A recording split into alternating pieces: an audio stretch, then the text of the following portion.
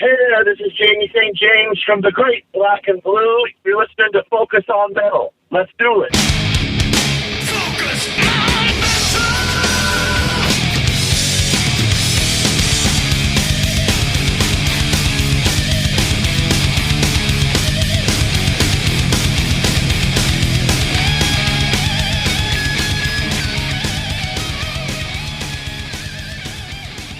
Hey Metalheads, Scott Thompson here, welcoming you to another week of Focus on Metal.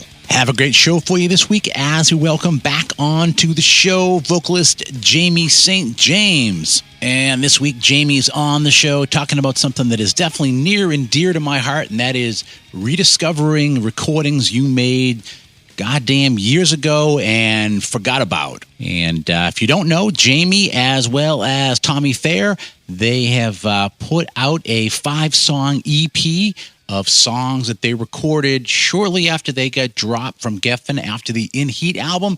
Stuff that has been on various bits of recorded media, most of it unusable, but it just so happened that Tommy, cleaning out his attic, discovered a DAT that was pretty damn pristine along with some cassette stuff.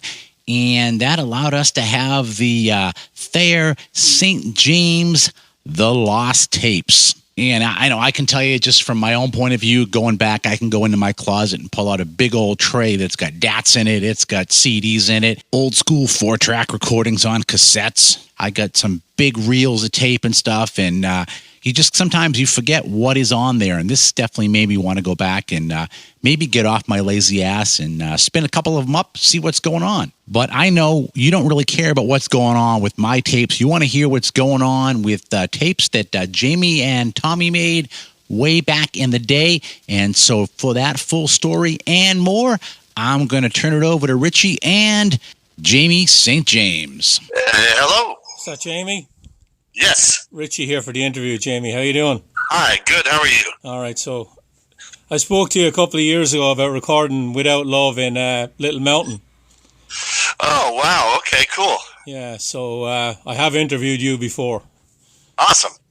so I'm looking forward to this. I'm a big Black and Blue fan, right? So thank you. We'll get into the lost tapes in a couple of minutes, but I think there is in order to put this in a bit of context, this all happened just after the In Heat record, correct?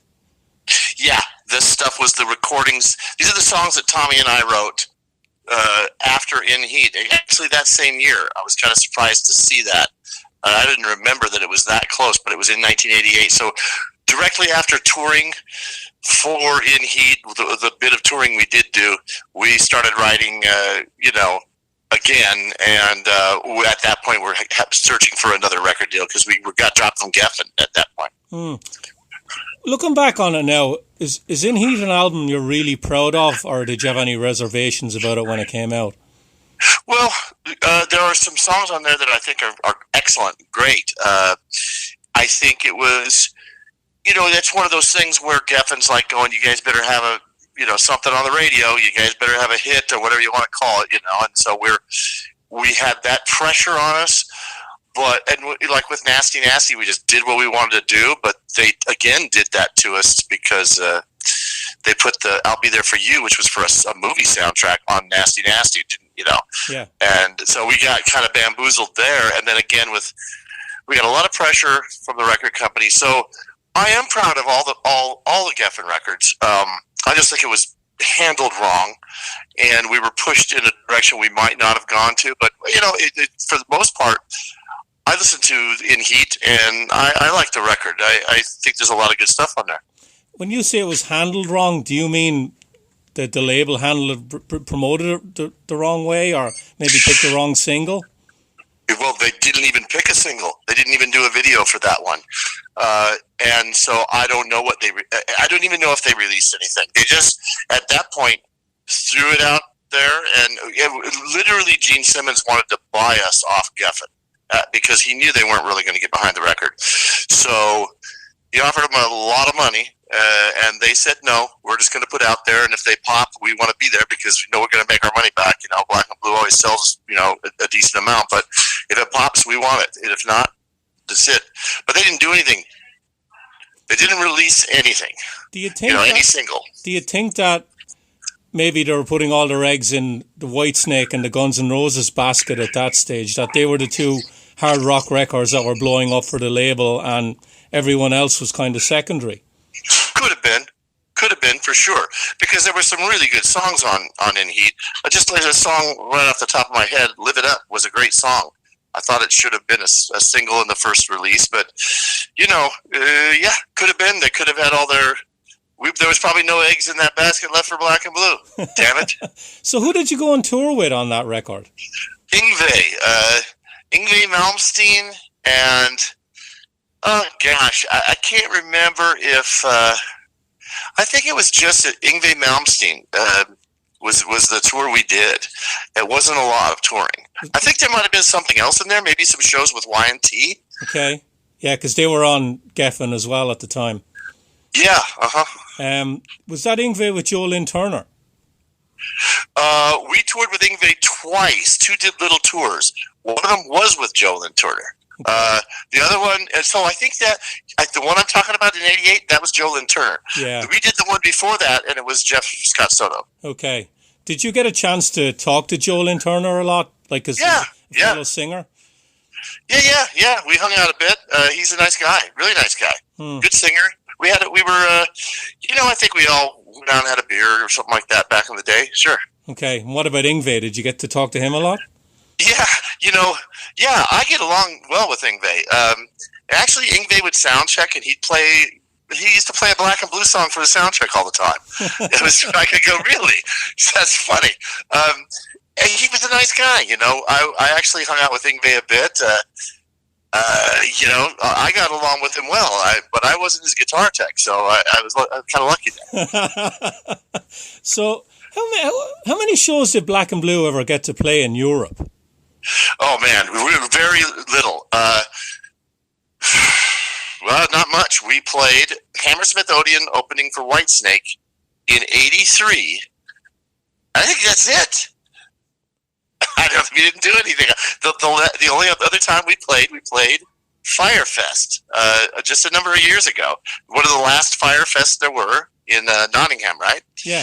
And that's it. That's all we've done in Europe. That must have been incredibly frustrating for you guys. Yeah, it definitely was. We got decent touring in America. I mean, we toured with Kiss, we toured with Aerosmith, Night Ranger, Dio, Whitesnake over here in America as well. A lot of good shows in America. But no, we never got a chance in Europe, and that's why you don't see us on any of the festivals and stuff. I wish we could. We're still together. We still play, but we don't get asked to do that stuff because I don't think we just never established ourselves, with a proper tour. Didn't happen. What about Japan? Did you get to Japan a lot? Yes. We did Japan only one time. We toured Japan in '84, and that was great. I mean, it was our own shows. We sold out 2 nights at the Sun Plaza, headlining, in Tokyo. It was did pretty well in the early days, in Japan. Did you get any nice gifts from the Japanese fans, because they're famous for that? Oh yeah. Over the years that stuff's disappeared, but my favorite thing was a Jaime doll. So a girl, I literally carved a doll, had my clothes on, my face, my hair, everything. It was amazing. We got a lot of gifts. Great people in Japan. Yeah. So, tell me about the getting dropped by the label. Was it it couldn't have been a surprise to any of you guys at that stage? No, I think we had a 4-album deal, and In Heat was the 4th record, and it was basically, our manager was saying, "Listen, you guys, it's make or break. I mean, this one's got to go, or else that's going to be the end of it." And the biggest, Geffen was great to us when they were dishing out money to do a record, what we wanted to do. We're the ones that picked Dieter Dierks for the first album. We're the ones that picked Bruce Fairbairn and Bob Rock for the second record. We picked these guys, and we got them. So they were really good, and the money was fine. It was a lot of money for to spend on records back in those days. But the problem was always picking singles, and it never worked out. I mean, the first album single, fine, Hold On to 18, great. Second record, Miss Mystery was a little too much of a departure. There's plenty of songs on the second record that should have been first, but they just released one. That's it. On to the next. I mean, the next record. Miss Mystery. That's it. That's all you got. Boom. Do the next one. So handled weirdly at Geffen. I don't know. I don't know that I agree with all the stuff they did, but it was a battle. Battle for sure for us. Yeah. So tell me about. Do you remember the day that they sat you down? Did they sit you all down as a band and say you'd been dropped? No. Our manager had to tell me. I think he just gave me a phone call and said, "That's it. You guys are done." That's it. I mean, it was nothing like sitting down. Thanks a lot, boys, or nothing like that. It's just like they told the management and they told me, and I think they told Tommy first. Tommy knew before I did, I think. But that was it. Okay.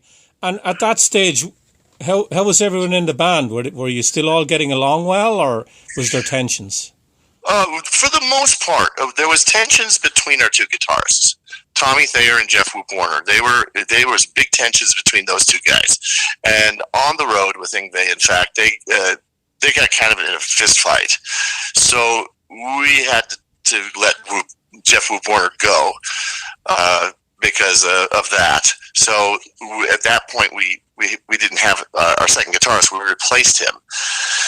But the deal, the record deal was gone anyway. So this is it was kind of fizzling. And it is frustrating when you put everything you've got into these songs, into the music, the songwriting, everything we did. And it was a great run, but it was hard to see it go, How did you take the news? I just remember I kind of knew that it was coming, and I got pretty bummed out for a little bit, and then I just said, you know what? Let's just regroup and see what we can do here. And that's when we started writing these songs. And that's the pressure was on to get another record deal, so the songs had to be pretty good, and I believe they are. That's what the Lost Tapes are. But I was a little bummed out for sure. And how did the rest of the guys take it? Did they take it as bad as you, or were they okay? Or? I think Tommy saw it coming, so he's always been kind of like matter of fact, just like, okay, well, that's it then. Me, I'm more emotional than Tommy is. Yeah.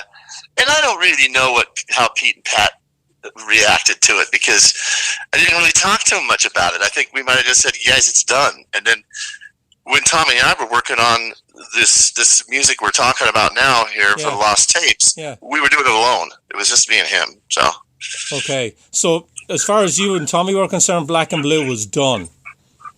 Yeah, it wasn't at that moment we said, you know what? Let's find another record deal. And Gene Simmons was behind us, and he was going to possibly put us on his own label. He was dabbling with a label back then, Simmons Records. Yeah. But he said, I'll get behind you guys. I'll essentially manage you guys. So Black and Blue was not dead. So that's when me and Tommy started writing. But then, after about this fifth song that we did together, Tommy said, "I just don't want to do it anymore. I'm going to move on to other things." So he kind of quit. So that left. That was when Black and Blue was officially done at that time. Okay, so how long are we talking about now from starting to write the first song to finishing the last one? Oh, it was only 6 months, maybe. Okay. So did you only write 5 songs? You must have written more than that. Well, no, I'm talking about 6 months from when we got dropped until Tommy quit. Okay. So as far as the writing and a month, maybe a few weeks. Really, that was it. We went in the studio, and we were in the studio probably for a week, just off and on, recording this stuff, and then writing probably a couple weeks. So 2 or 3 weeks really is all it took to do these. Okay. So you would have sat down with Tommy surely before you started writing and said, "Look, we've tried to write in the style of Black and Blue and it didn't work. Now we have to go and write songs that sound different to that." Was that a conversation you had at all, or did you just write songs? No, we just started writing. Tommy and I connect really well with songwriting. We think the same way, and we just started doing what we do. You know, we're kind of versatile because we can write a song that sounds, fairly heavy, and then we write something that sounds like it could be more in the vein of Cheap Trick. You know, we're just kind of that way. So we just started doing what we do. We just started writing. Do you think that maybe that was one of the reasons why you never stuck with people in general? Is that a lot, when you look at your 4 albums, and I'll even include In Heat with this, it's very varied. You can't point a finger at it and say Black and Blue are this type of band. It's a rock band, and the way I look at it is this, and it's the way I looked at it then. I wasn't trying to think, we have to. I just the best songs won for me. And is it a good thing or a bad thing that we were versatile? I don't know. I think it's a good thing, but could it have hampered us a little bit? Maybe. It could have, but I don't think I'd change it because I wanted to do the songs that I loved to hear. I loved it. There's very few songs on the Black and Blue catalog that I go, I don't need to hear that one again. Very few. So I was happy, and could it have hurt us? Possibly. Not as bad as the choices Geffen made on some of the stuff, but yeah, it could have. Okay. So you said Tommy quit. Yeah. Was that to do with a Harlow record, or was that after this? It was around that time. He was before that. I think he wanted to just kind of do something different, and he actually, the first thing he did, I think, was a kind of a punk band kind of a thing, where he was just, throwing down Sex Pistol sounding stuff. He cut his hair off and all short and started just rocking that way. I went a different way. I formed a single guitarist band called Freight Train Jane. Yeah. And did an album for a Japanese label. So yeah, Tommy was doing. I think the Harlow thing came around shortly after that, and he was just looking for projects to do, things to do. Okay. So the 5 tracks that are on this, right? Yeah. I'm sure over the years you probably thought those tapes were gone. Well, I had a cassette that I had 2 songs and then a half of another, because the cassette somehow got erased at part of it, probably at night when I had too much to drink or something years ago, and accidentally pushed the wrong goddamn button in the recorder. But, so I had like 2.5 songs, and I knew, I didn't listen to them really, though. I mean, these things are they're just like so long ago. I was listening to them in the early 90s, trying to think, should I do something with these things? But it's long gone. And when Tommy basically sent me the tapes that he had in his attic, and literally they were in his attic and he was moving, he said, "You want the Black and Blue stuff I got?" So he sent it to me. And it made me realize that I did find my old cassette, and I listened to some of it, and I said, yeah, this is good stuff. So, yeah, it was just kind of, that's what sparked it. Now, trying to get it up to speed these days when it comes to sound and, with technology and all that must have been a bit of a challenge. Well, the biggest challenge was finding any usable tape, because most of the tape had disintegrated. It was not playable. It sounded like warbly and fuzzy and it was unusable.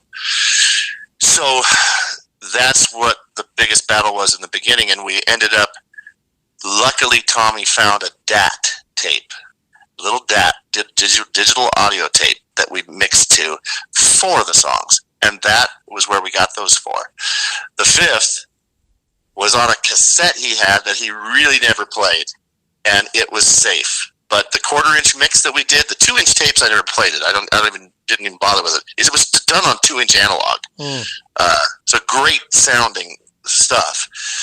But those DAT tapes and that one cassette saved us. And then we just took them to the original engineer producer who did it with me and Tommy, Pat Regan, and he kind of mastered them, brought them to life. I ended up playing. I'm a pretty good drummer. I played cymbals on top of it to brighten it up, and so I just overdubbed cymbals. That was all we had to do, and he worked his magic and mastered it. Sounds fantastic. Were these recorded in a professional studio, or were these done in your house with Tommy, or how were they recorded in the original? This was done in a very pro but small setup. It was literally the guy had his apartment in LA into a studio, but it was a proper studio with a big 2-inch analog machine, huge board, all the right equipment, and literally he converted his balcony into like a sound room that you could record a guitar in and stuff. It was amazing. He soundproofed his apartment. So it was done there, and it really came out great. I mean, all the equipment was there, so it was just about performance. And Pat Regan is an excellent engineer, an excellent producer. He's great. I've used him on other things. He did the Freight Train Jane project for me, but he also he's done a lot of stuff. But he's worked with Kiss and a bunch of different bands. Your vocals on this now, were they 1 take, 2 take kind of a thing, or can you remember back then? No, they were. I would sing it, and just like I did any record I did. Okay, do that line again. Sing it again. Sing that verse again. Sing the whole verse. I just sang until I got a good take. That's how I did all the records, and then I would do a chorus, and then I'd layer myself on top of the chorus because I do a lot of the harmonies myself. And then I think Tommy probably sang some of the stuff with me in backgrounds. He always did to make it give it a little different sound. But I sang it just how I did all the records. 1 verse at a time until you get it right. Then just the whole way. We did it right. It sounds like a record. Yeah. And was the original intention on this to send these songs to labels to try and get signed? Yes, I think that's what it was. And Gene Simmons actually financed it. And, we were going to either put it on his label or send it to or get another deal at another label. And this might have been the record. I mean, the recordings are that good. I don't know if we would have, redone it. So it was, it was just do the best we could at that point. Yeah. I think Gene's label around then went belly up. Yeah, I think it did too. I think... I think I remember he wasn't pushing for that. It was just, I'll essentially manage you guys and get you a deal somewhere. So. Okay. Do you remember any other labels sniffing around asking about you guys? During those times, in '88? Yeah. Not really.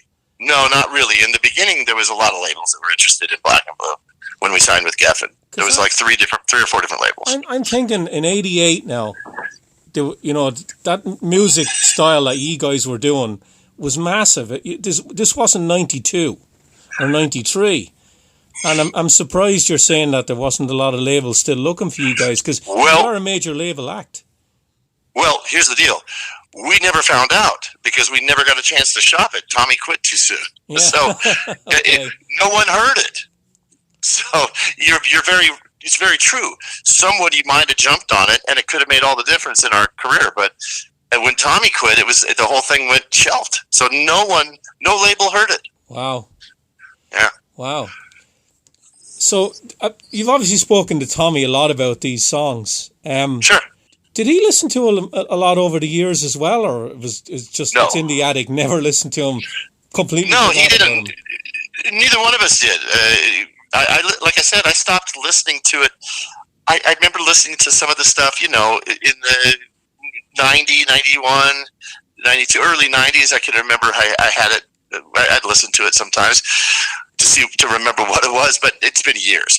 No, he hadn't. And when I told him it was my idea to release this, he listened to it and he goes, you know what? Saint, you're right. This is too good. It needs to go out there. We had both not thought of it until he sent that to me when he moved. It's that simple, man. That's crazy. Yeah, I know. So who played bass on it? Did Tommy play bass? Tommy played bass. There's some synth bass underneath as well that Pat Regan played. So Tommy played bass. I remember that. Tommy thinks that we might have had Patrick Young play bass on one of the tracks. I don't remember that. And I asked Pat, and he says, I don't know if I did or not. I don't remember. So I do remember Tommy playing bass, because I told Tommy, I said, dude, you can play the bass. Just play it.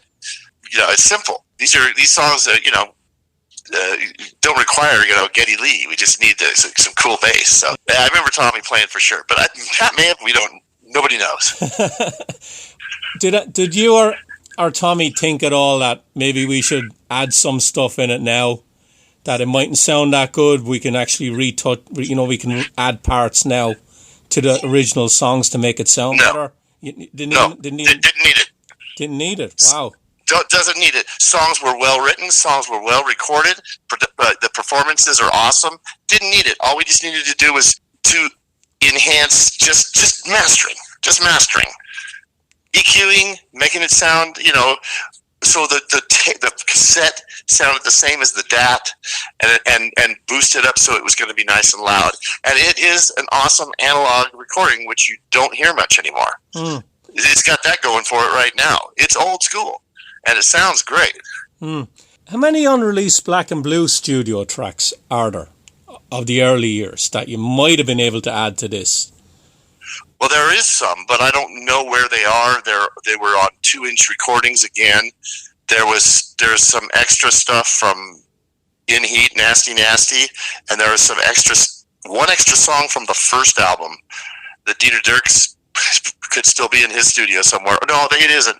All those tapes went to Geffen, which after Geffen folded went to Universal. They bought everything. So any of that stuff that was extra is in those. Somewhere in Universal has it, and there are some gems. In fact, there's one song called "Survival" that Tommy and I wrote with Ted Nugent, and Ted Nugent's playing all the solos on the song. We were going to put it on In Heat. It didn't make it because of Gene. Gene didn't want it, but it's a fully recorded song with vocals fully done with Ted Nugent. Wow. Buried somewhere. You're not talking a demo now. You're talking professionally done in a studio. No. Done in the same studio at the same time when In Heat was being recorded in Rumbo's studio. Oh, wow. We were the next band in that studio after Guns N' Roses. It's the same place they recorded. And that song was recorded there. We also did a version of It's My Life, Paul Stanley song. Yeah. I guess Wendy O. Williams is the only one that did it, I think. But we did that. It had vocals.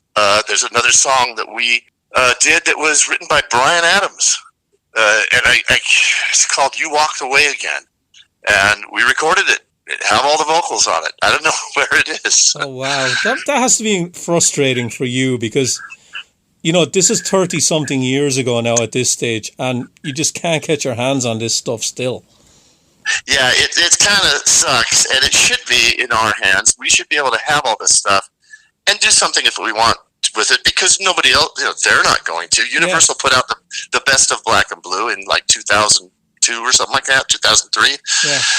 And that's the last thing they're going to do. That's it. So, I'd love to be able to get the stuff back and be able to do what we want with it, even re-release some of this stuff in like a properly done box set with all those songs I just mentioned and more.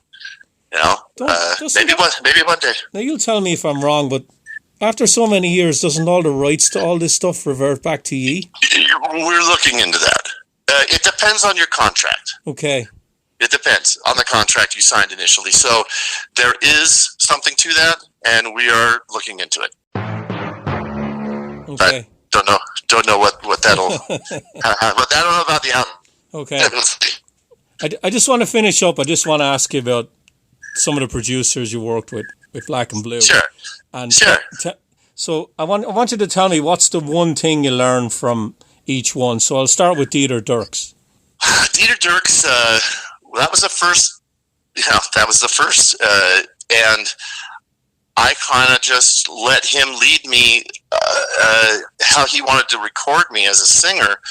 And it was odd because I did it in the control room, standing next to him at the board with a 58, just a 58, same mic everybody uses live. So I was like, wow, this is crazy. But it was a unique experience because he was right there with me and he could, give me suggestions instantly and I wouldn't forget him. And we did a lot of crazy harmonizing, and he taught me some strange different ways of harmonizing with myself to create a cool sound, and a lot of high voices, a lot of different voices. And he's very musical, and he would give me these melodies to sing on top of myself that I would have never thought of. And I thought, wow, and that's pretty much what I learned from him, was a kind of a different way of harmonizing, which was really cool. And layered it, and it was really, really great. Bruce Fairbairn. Yeah, Bruce. I think one of the things I took away from Bruce more than anything was songwriting. He told me something about songwriting that I always remember, and it was said, look, when you write these songs, think of it as a movie. Something's got to keep people wanting to watch it. As we do these songs, we have to keep them interesting. So different things are going to happen throughout the songs, and we have to build and we have to create reason for people to keep on listening to this song. They treat it like a movie. And he was right about that, because you can build.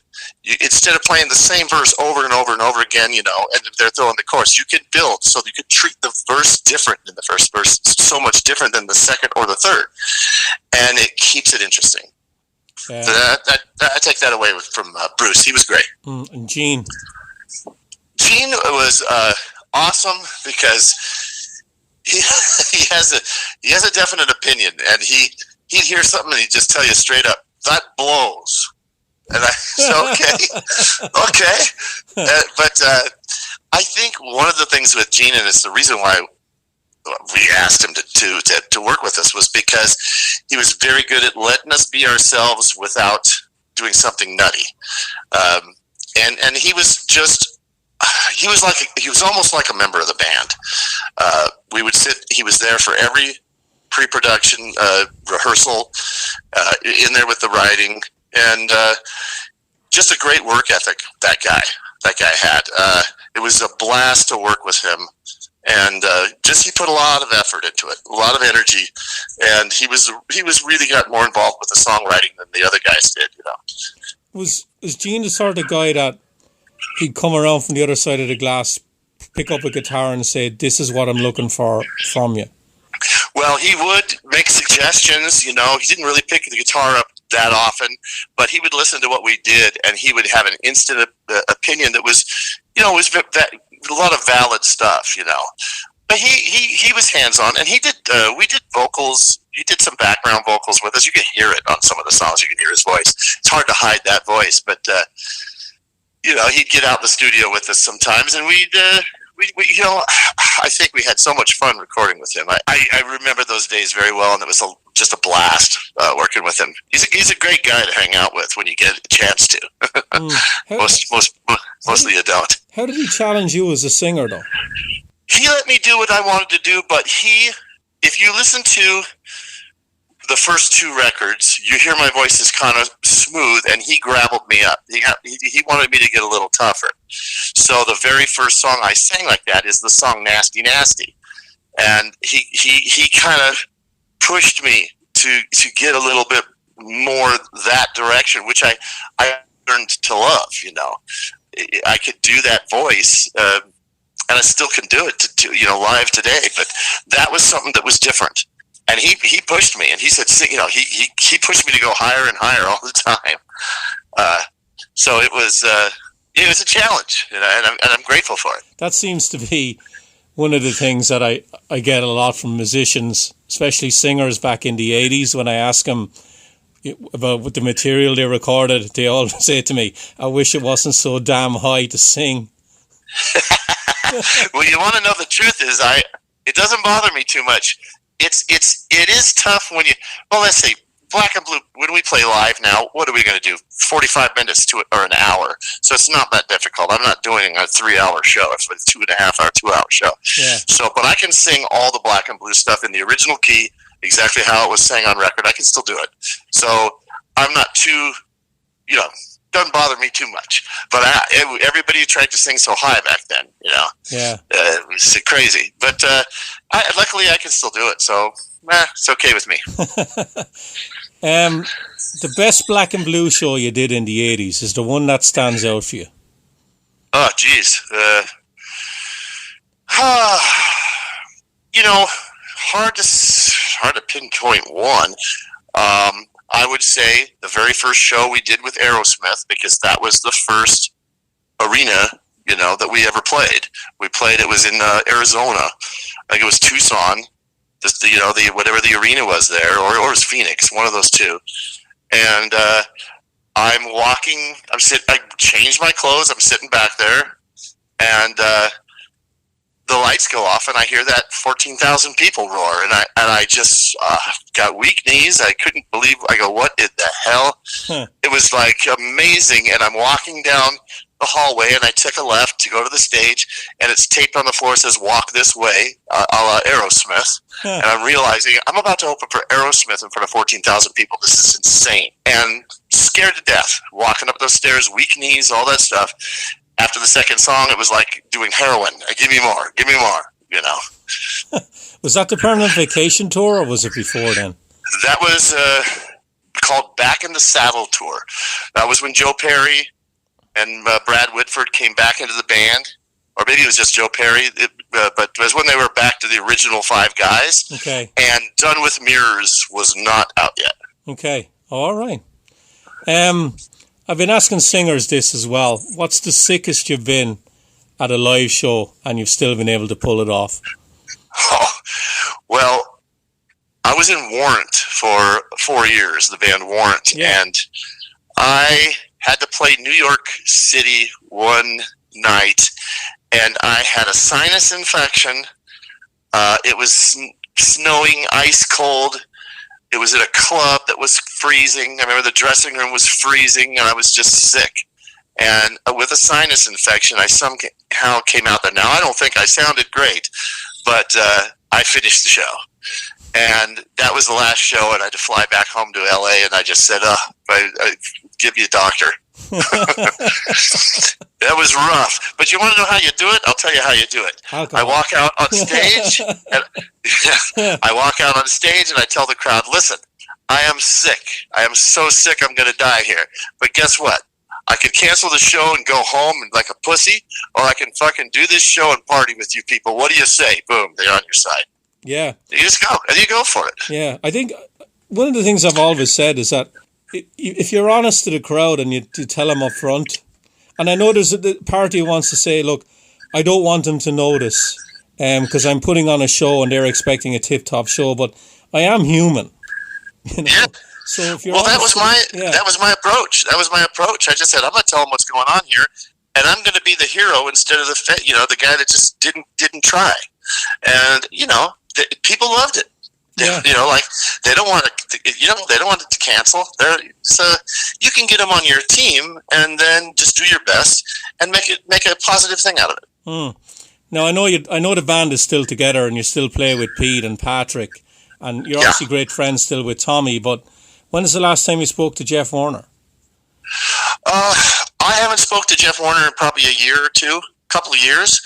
Patrick has spoke to him. He's been through a lot. He's had some medical issues and stuff like that, and I just hope he's healthy and doing well. He definitely been through a lot with medical problems and that kind of thing. So haven't talked to him in a couple of years, but I hear he's doing good. Okay.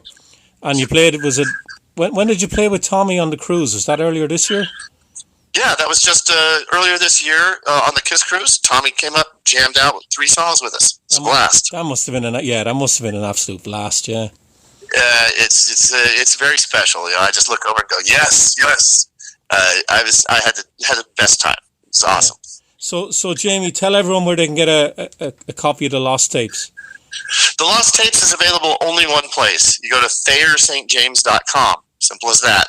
And there. It doesn't matter where you are in the world, you can purchase it, and it'll be shipped out to you, and that's it. You won't find it. You won't going to find it on a streaming service. It's just for people that want physical product. If you you're old school. Old school. That's the way we're doing this thing, and it's not. There's no plan on doing it on the streaming services because I don't think it would work that way. But you can order it on ThayerSt.James.com, and I promise it's great. It sounds excellent. So, as Biff from Saxon used to say when we played with those guys live, it'll blow your fucking eyebrows off. So you still writing music, black and blue stuff, or is that all more or less done now? I can if I have a reason to. Sometimes I get a little idea in my head, and I'll just grab a guitar and kind of strum on it, and I have some notes and some things in my phone. I have a recording device in my phone that I have a bunch of stuff that I just when I think of something, I still do it out of habit. But if there's a reason to do a recording, then yeah, I would love to and do it. But just haven't. It's real rough these days. To do a record is not as not the way it used to be. There's no money in the thing, really. It's just a different world.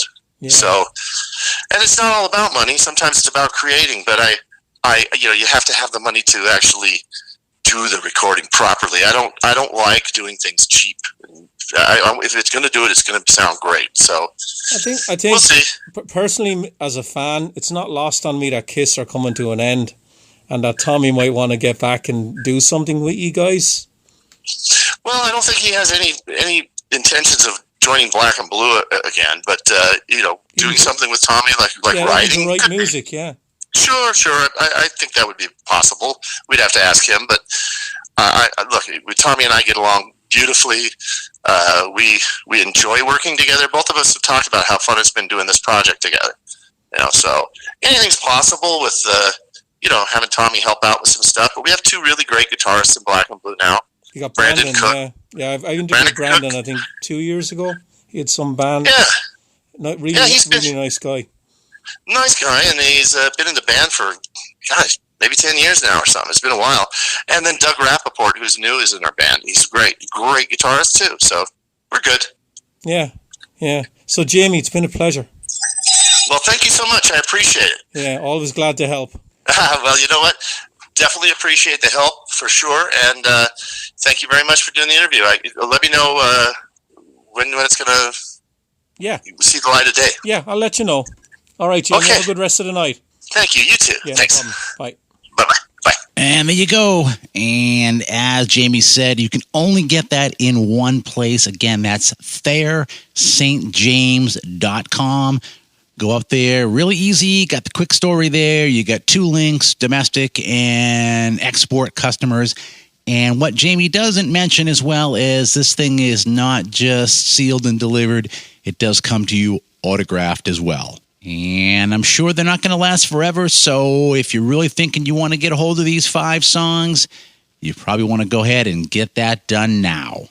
And again, like I said, ThairSt.James.com. And if you're curious on the prior interview that we did with Jamie, that was back on episode 289. Yep, way back in 2016 as part of our massive Little Mountain Sound project. So if you want to check that one out, easiest thing to do, and you can go to Amazon or up on iTunes, but also you can go over to focusonmetalpod.com, and then up in the top in the menus, just go over to projects and then select a Little Mountain Sound, and down there you will see episode 289, talking with Jamie St. James. And while you're up there, feel free to check out all the other stuff as well. You figured that, this episode is 540, and there's just a ton of stuff we've done in the past, and almost all of it is available up there, and a good chunk of it's still available on iTunes or on Amazon Music.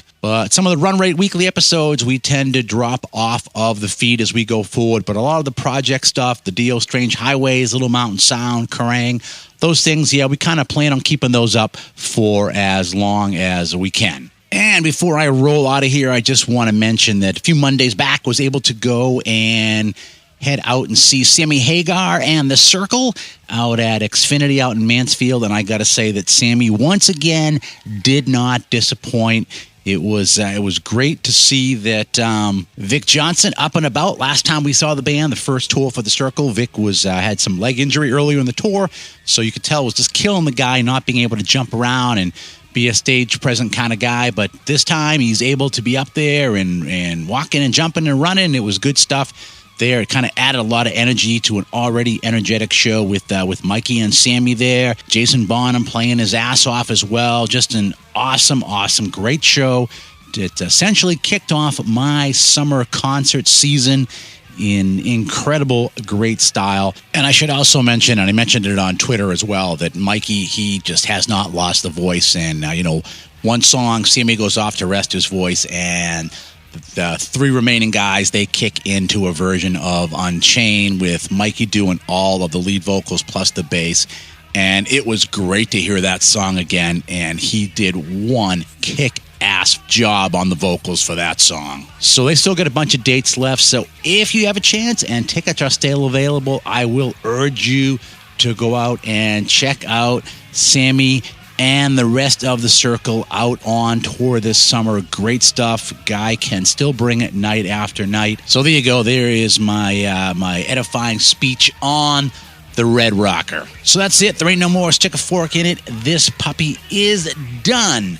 So for Richie, myself, and everybody else here at Focus on Metal, have yourselves a great metal week. And until we talk to you again next time, as always, remember, Focus on metal. Everything else is insignificant.